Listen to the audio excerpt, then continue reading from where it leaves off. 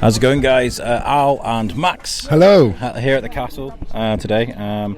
This mic is so brilliantly designed. I've got to control your levels whilst not being able to see the dial. It's crazy. Hey. How are you? Been a very, while? very good. Yeah, really been well. Up to all sorts of wonderful things. Yeah. I'm currently on holiday from work, which is always nice. Yeah. I mean, congratulations on the new job and stuff. Yeah. Thank you. You get used to a new job, and they're like, oh, by the way, we're going to give you some time off. Yeah. So today we stood outside the castle, inside the Inner Bailey, as promised. Nigel Baker is doing the dig here on the lawns by the old Victorian greenhouses, and we said we'd stop by and hopefully get a couple of interviews and find out what they're finding. Currently there's so much good stuff being uncovered. It seems. I don't know. We're stood like in front of where the old Victorian greenhouses used to be, and you can see the steps coming up and all these wonderful bits of what looks like white marble quartz being uncovered to the one side, and then the guys meticulously going through everything and with great detail and passion. It seems. I mean, we can see the bricks, we can see the steps, but I imagine, to the mind of an archaeologist, which we'll find out in a second, that there's a lot more going on here than we can see. Sure. I always find these things fascinating. I used to love Time Team as a kid. Absolutely. Yeah. My old Baldrick. It's fantastic. Yes. So I've never actually seen anything like this in person. So to actually watch this happening before our very eyes is quite a treat. It's exciting as well. Especially, it's the town, isn't it? It's the history. Yeah, it's great. I did the audio tour with Nigel, which you guys will be able to listen to very soon. But during that audio tour, he explained that Shrewsbury Castle is a bit of a mystery, because there's certain parts of it that they just can't tell what happened, because this Inner Bailey bit here is just far too manicured to what looks like a military installation. So this is why they want to go down, digging under the lawn and find out what's going on, and hopefully we can get Nigel to speak to us. I know he will come speak to us in a bit. He's just looked at us now like, oh, here he is, Shrewsbury Biscuit guy. We're going to get, because these guys are working whilst everybody's watching, it's a daunting thing, but at the same time it must be exciting for them too, right? It's got to be. And finding like little things, and then you can see the guys asking questions with each other, having that exchange and being like, well, this is like that, that's like this. Going into further detail, and then from that, uncovering more, and it's literally happening in front of our eyes. It's like finding parts of a jigsaw puzzle that you don't know what it is. I love that analogy out. It's good. I really enjoyed this. We're going to find someone, these guys, to speak to. There's across from us as well is a finds tent where they clean the little finds, and they find out add context to what they found. We'll go and speak to them as well in a bit. Yeah, let's Scooby-Doo this and then investigate this mystery. Sounds great. Lovely.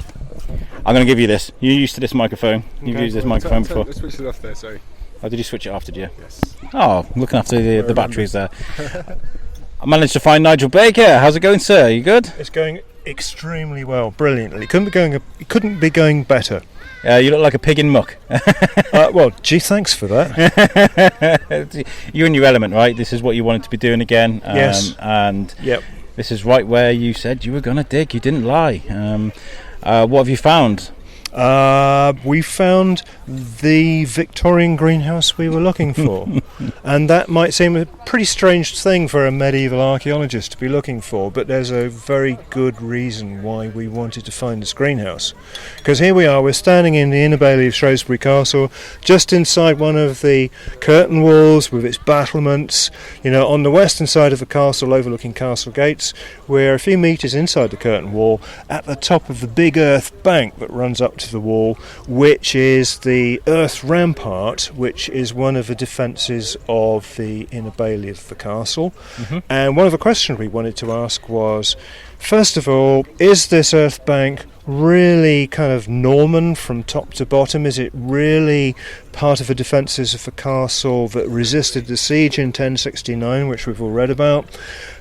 Or has it been re-landscaped? Is it actually composed of more recent material, at least on the top? Then the second question is, what's underneath it? That's the biggie. That's the big question. Yeah, and we can see what we can see right now is a brick cobbled sort of floor. How do you get under something like that? Because that's obviously Victorian. That's Victorian or Georgian. Yeah, we're looking at the bedding, the cement bedding for a quarry tile floor, which was the base of a row of Victorian greenhouses, which we knew were here, dug into the slope. And our idea has basically been to empty the rubble, filling the space between the greenhouse walls over the floor, empty that fast, and that will give us a quick way down into the guts, as it were, of the rampart, so we can find out what the rampart is composed of and particularly what's underneath it. Yeah, because last time we spoke, you were saying that these gardens are far too manicured to be what looks like the inner bailey of a castle, right? So this is what you're trying to find out. Yeah, how much of what we see is a product of landscape gardening by people like Thomas Telford in the 1780s, 1790, that sort of period, and subsequently, how much of it is real medieval fortification? Yeah. Is there anything that you've found so far that's made you go, oh my God? Like, is it something that's really shocked you? Not in a good way.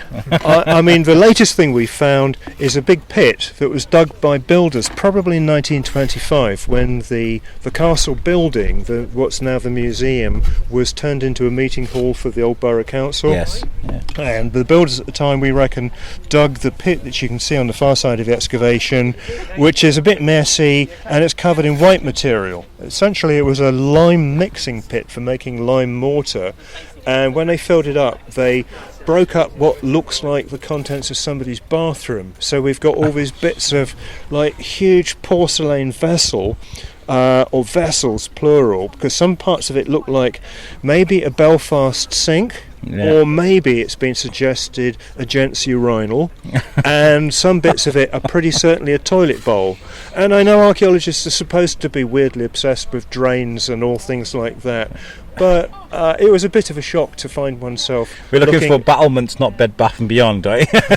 Exactly that. I didn't particularly fancy rummaging around in the remains of a broken urinal of circa 1925, but there you go, you can't win them all. Yeah. But basically that pit was cut through the remains of the greenhouse, which had already been demolished before the Borough Council took over in 1925.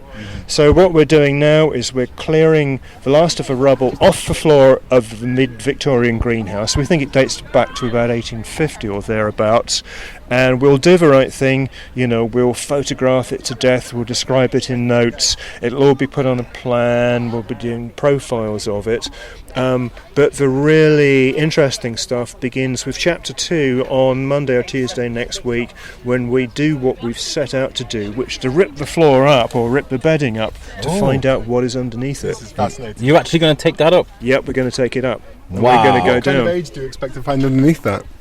Well, we know immediately underneath it there's another thick layer of soil which we've only seen about a square foot of, but it's got a brick sticking out of. So that's slightly disappointing in a way, because it means that we're not going to get straight back to the medieval, Of course. right under this old floor surface. If it's got bricks in it, that means we're talking about, in Shrewsbury, 1500, 1600, 1700, that sort of period.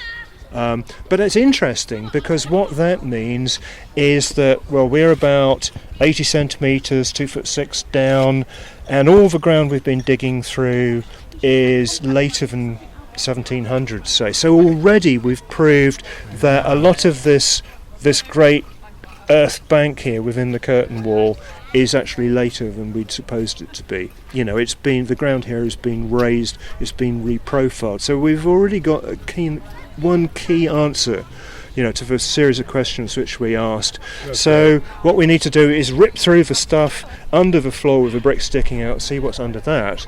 And if we really do make good and strike gold, then we're on the spot, I think, to find the remains of the castle chapel of St Michael. Wow. And But- that's potentially up to 500 plus years old, right? Well, I mean, we know the castle chapel of St Michael stood here throughout the life of the castle in the Middle Ages, but there are signs from the documents. It's recorded in Domesday Book, for instance. 1086, right? 1086, and if it was recorded in 1086, they might have built it the previous week, but most likely it had been here since the Anglo-Saxon period. Absolutely. And it would be a bit naive to think otherwise. Well, I mean, not everybody would think so. Some people think if it's recorded in 1086, then you have to think it was a new castle chapel, and it might be that Okay, it was fair a enough. new castle Just for the sake of chapel. argument and for the sake of kind of self-explanatory reasons. Well, I mean, the thing is that we have already found evidence that the Anglo-Saxons were here on the side of the castle. You know, when we dug in the middle of the lawn last year, we found a pit containing 2 different kinds of Anglo-Saxon pottery. Wow. So we've already demonstrated that there was something going on here in the century before William the Conqueror and his guys arrived. That's incredible. So, you know, one of the reasons we want to dig on this precise site is to try and find out more about exactly what was going on here. Absolutely. Yes. Time will tell. Yes. You know, come and see us again in a week's time, Completely. and you'll find out whether we've been Thank you, successful. Nigel. When does this dig end? When was the last day? Well, the very last day is Friday the 18th, but we'll be filling the hole back up and reinstating those last 2 days. So the last day to come and see the dig and whatever results we've come up with is basically Wednesday the 16th of September. I think we're gonna have to make a date. I think what we can do is we can chronicle these little interviews, and we can talk about what you're finding, because That's a great idea. I imagine that the deeper you go, the more exciting it's going to get for you guys, right? Yeah, but the more technically difficult it I gets as imagine, well, yeah. because we have to be really careful about health and safety, about making sure that the trench is stable at depth, because we probably will end up 2 metres below present ground level.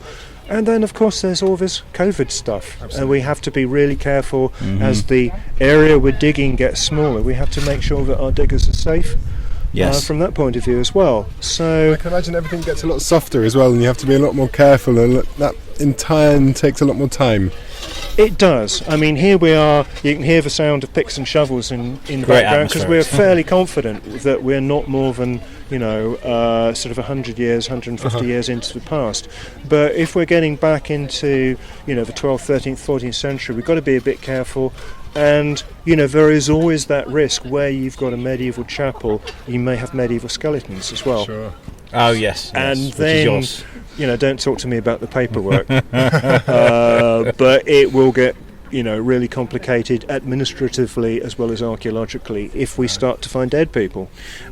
I mean that would be a bad thing for progress, but at the same time, the press, the coverage, skeleton found in a very public dig, it would create a lot of interest, right? Yeah, but that means that I spend less time actually digging and more time, talking to people who local want podcasts, to know. But that's but I know that's kind of why we're here. It's Yeah. not just like three professional archaeologists in a hole satisfying their curiosity. This is a public exercise, and this is basically all being done by local people, That's wonderful. local volunteers and students like these two young women here from University Centre Shrewsbury. So it is very much a Shrewsbury operation, and it's not our private property, it's on council owned land. Yes, Thank you, Shropshire yes, Council, for absolutely. your forbearance. Thank you, Shrewsbury people, for coming to have a look at us. Can I ask, Nigel, is it too late for people to get involved? Isn't there volunteering? Yeah, I'm afraid Sure, so. okay. If we'd have had loads and loads of money, we could have opened a bigger hole, but we're kind of resource starved, not starved, but we've had the way with archaeology, though. Yeah, I mean, we've had a grant from the Castle Studies Trust, but it's just enough to give us a kind of minimal professional supervision. And thing is, the more you dig, the more you have to analyse and write up afterwards. So it'd be irresponsible of us to open up the whole of the castle interior if we don't have the resources to process what comes out. Yes, that's a very wise outlook. I always enjoy chatting to you, Nigel. We always have great conversations. We're going to pop by in a couple of days and find out what you guys have been doing. We'll put all this together and we can do like I said, chronicle these things together. Are we okay to go and have a look at the finds tent and speak to some of the archaeologists? Do that. Yeah. Yep. I love you, man. I hope you find what you're looking for. Thank you very much. Thank you. Thank you for your time. Hi, it's Max. I'm with Terry here, who's cleaning up some bits from the archaeological dig at the castle. He's going to tell us a little bit about what it is he's doing. Well, what we've got at the moment is basically bits of the Victorian and Edwardian greenhouse that was demolished about 100 years ago. So the majority of the finds we have are basically bits of lead and nails which held the greenhouse together, little bits of glass, something that is probably Wow. a urinal, but we're not quite sure about that. It all seems to be polishing up really well. Yes, it is. We've also got bottles where obviously they took their lunching with them and broke the bottle and decided to leave it somewhere. We've got some interesting bones. Wow. All animal bones, so there's no reason to call the police. And the modern ones. I absolutely remember these apocryphy bottles. I used to collect them as a child. Yeah. And go digging in my garden and have a huge collection. Really cool. So basically, that's what we're doing at the moment. We spent a couple of hours this morning in the hole. Very nice. So we did our bit digging. See, got blister to prove it.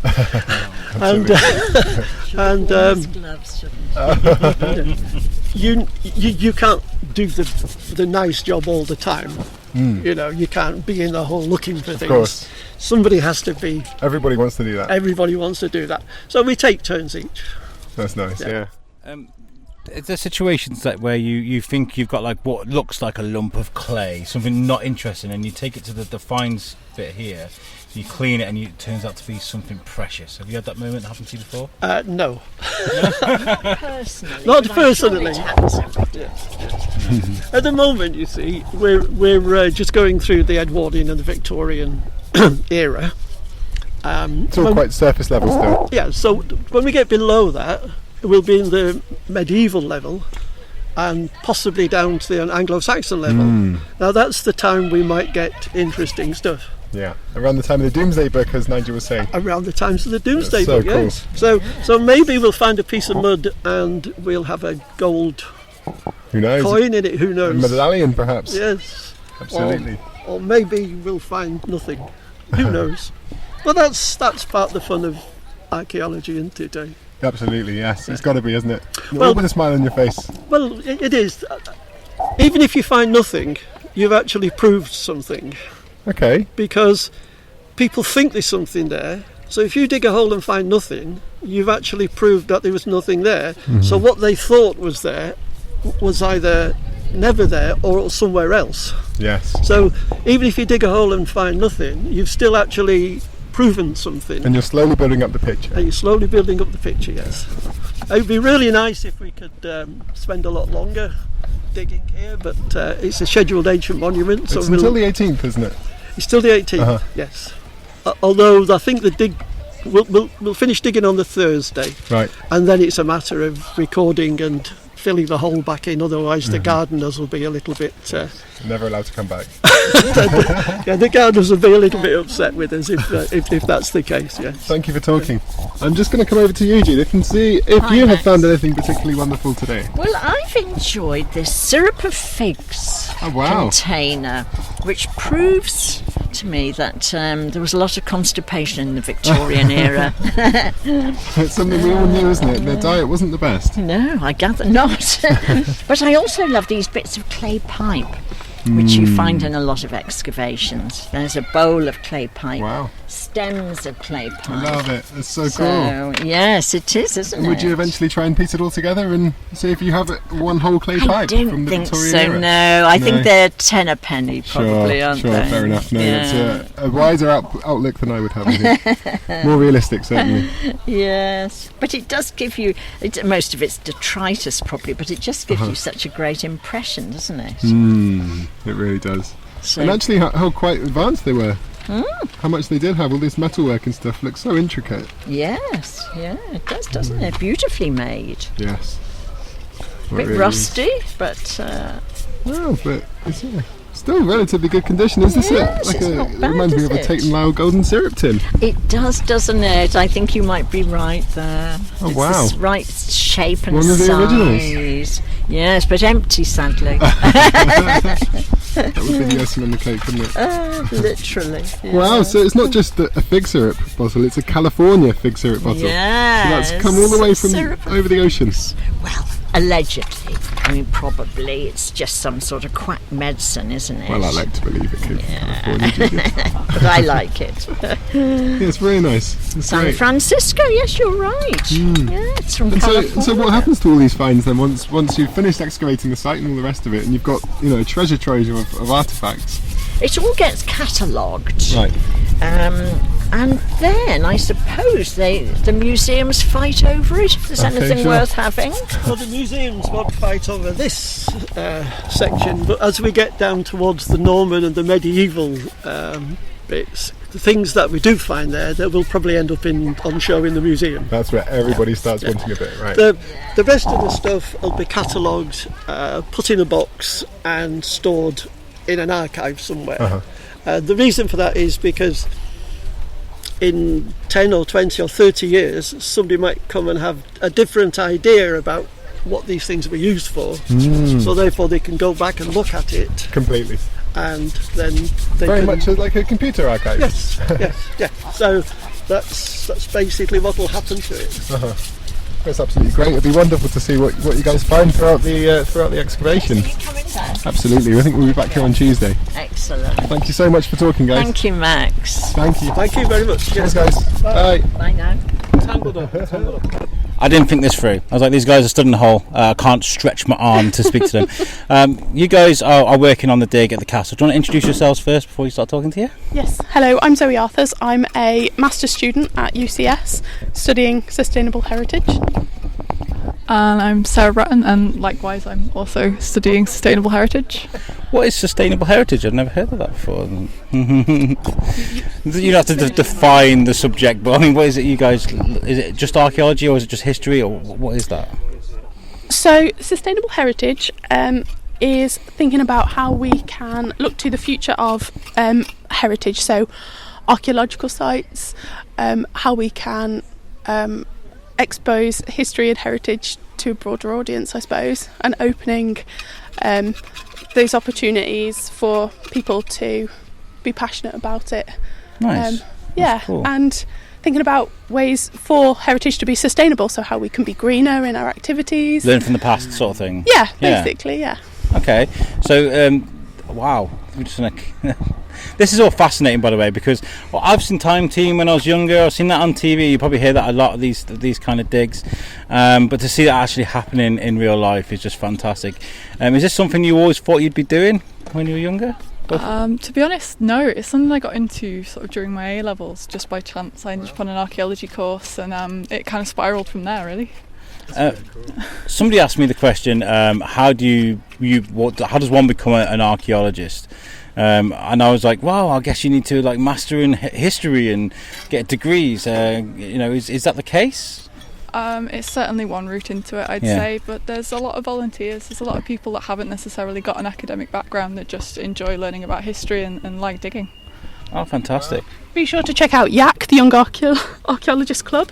They have lots of volunteering opportunities, and you can spend time with lots of experts who'll be able to advise you as well. It just seems from the outside that it's such a hard thing to get into, and it feels so daunting because I don't have qualifications within it, but I am passionate. So yeah, that's great to hear. Thank you. I will certainly check out YAC. YAC, it's great. Is this the first time you've done a dig? Is this your first dig? Yeah, this is my first ever day on my first ever dig. So and there's me shoving a microphone in your face. Oh, how's it going? Yeah, I am not a qualified archaeologist at all. I haven't even studied archaeology. I'm all history and heritage background. So okay. Yeah. So I mean, this is part of it, though. We were just chatting to Nigel, and when you do things like this, it's very public. There's lots of people standing around watching you guys. Is that daunting for you, or is it actually quite nice that people are paying attention? It's lovely for me when we get kids over at the washing station, because I have children and I love to engage them and bore them with information, and they're like sponges and they can get hyped about most things. So I really like speaking to people. I don't find it too daunting. I find it part of that public engagement for me is part of what I love about heritage, is making it relatable to today and to the young people. So yeah. So this is day one for you. I take it you're finding things as you go along. I can see it in a tray here. You got like a long lock here and some bone fragments and stuff. The first thing you found, was that very much a oh my god moment, or what was that like for you? It was like I found a boulder. And it's hard to know what's important and what's not important, but we were on Wasp Station first thing in the morning, so we were exposed to the finds from yesterday, so we had all the exciting bits already laid out for us, didn't we?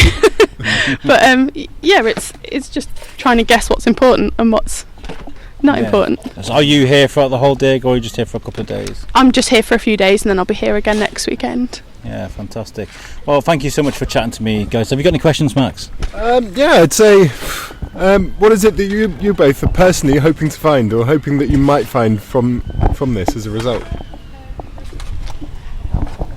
If we could find something a little bit earlier than medieval, I think I'd be quite happy with that. That would be really nice.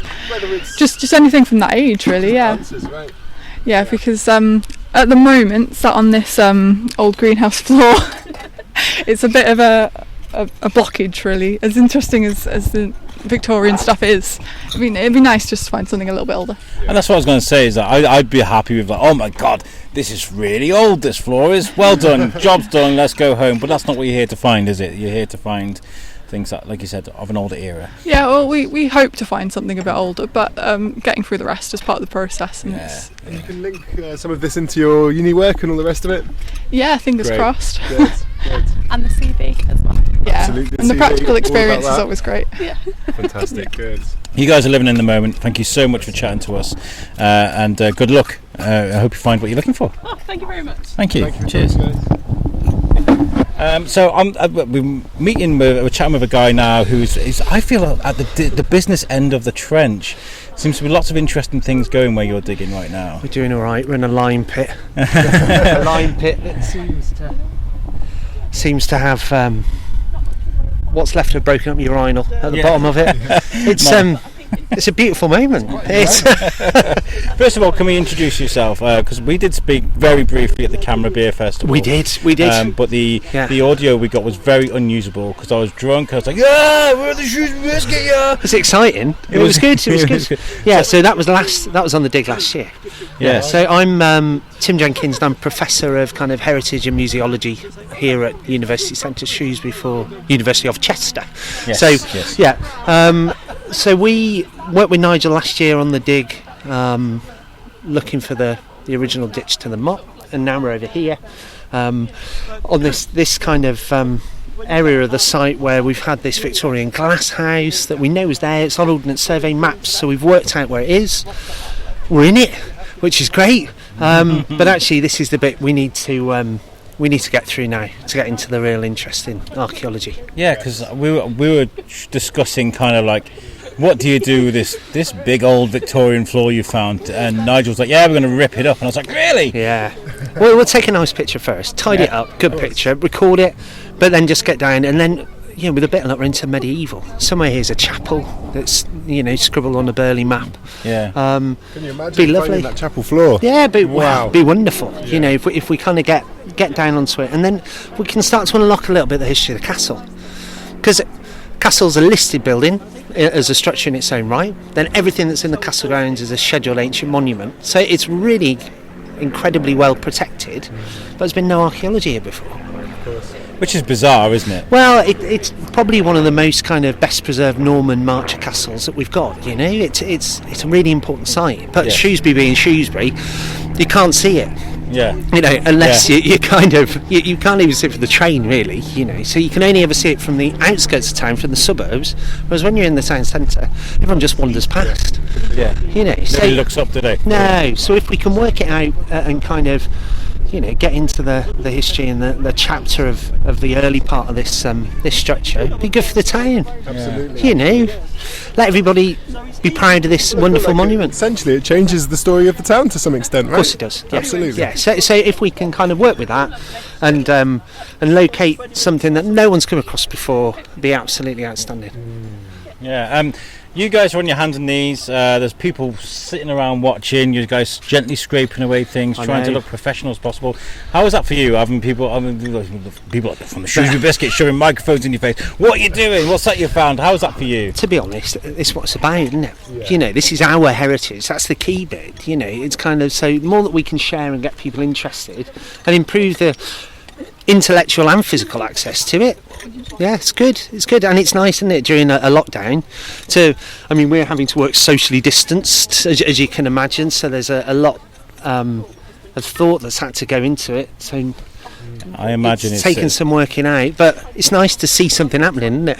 It's your second bite of the cherry. Great opportunity. We had Nigel on the Biscuit a couple of weeks ago, and he was saying he was so excited because this is right. If you could put a trench anywhere in these grounds, this is right where it'd be. Right. He's a happy man. He is. He's a very happy man. I said he's like a pig in my. He is. Yeah, always. Very passionate about what you're doing. Yeah, Max, over the moon. If I can get a trial out, it's happy days, isn't it? Really. Absolutely. Well, what we're going to do is we're going to be coming back every couple of days. So we're going to chronicle this. Right. Lovely. So you're going to get used to our faces. No trouble. Come and see us. What we hope you got any questions quickly before we go? Well, I should probably have a lot more, but my main question is: what are these bangles in here? Do you know? Seem perfectly round. Do you know, Max? I don't know, but if you look, they're kind of concentric. They fit inside each other. There's a bit of a cork band.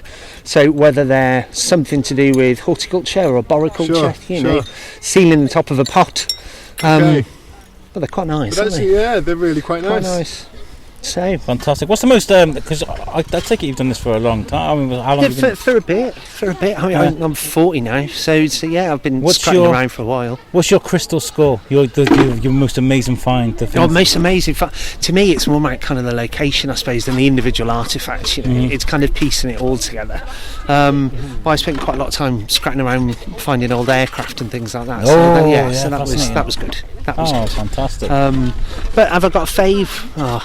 Any of it. Even that band there and that broken bottle in that fine tray. I'd say it's probably the story as well, isn't it? Right? Yeah, that's the bit. It's unpicking it all, and finding understanding and the context to it. That's the key. Yes. And if you can do that, you've done your job. Fantastic. You've been great to talk to. Good to see you. We will be coming back. All right. I would also like to invite you on the Biscuit to do a feature episode because I think it'd be great to speak to you. No worries, mate. I'd be delighted. Fantastic. Cheers. Thank you very much, Steve. And that concludes our first day of coverage at Shrewsbury Castle. I want to say thank you to everybody that spoke to me and Max. It was real good, actually. I really enjoyed getting a look at a dig like that up close. We do plan to go back. I think it's going to be Thursday now before I go to the studio. So we'll check on their progress and we'll make like a sequel to that. We'll keep going. I think it's fascinating. If you haven't been already, the public are welcomed to go and have a look at the castle and have a look what's going on. I know there are new COVID restrictions coming at the end of the week. So I don't know how they'll deal with that. But at the same time, if you can get the opportunity to go, I would recommend it. It's fascinating. I would love to give you guys the opportunity to check out our website. We are at www.theshrewsburybiscuitpodcast.co.uk. You can access all of our audio via our website if you're not into using iTunes, Spotify or Podbean. And through the website you can get in touch with us as well. If you have any suggestions for the show, if you want to come on, if you want to nominate someone to come on, then we do welcome that. So make sure you check us out on the website. Thank you very much, guys, and we will catch you next time. Peace out.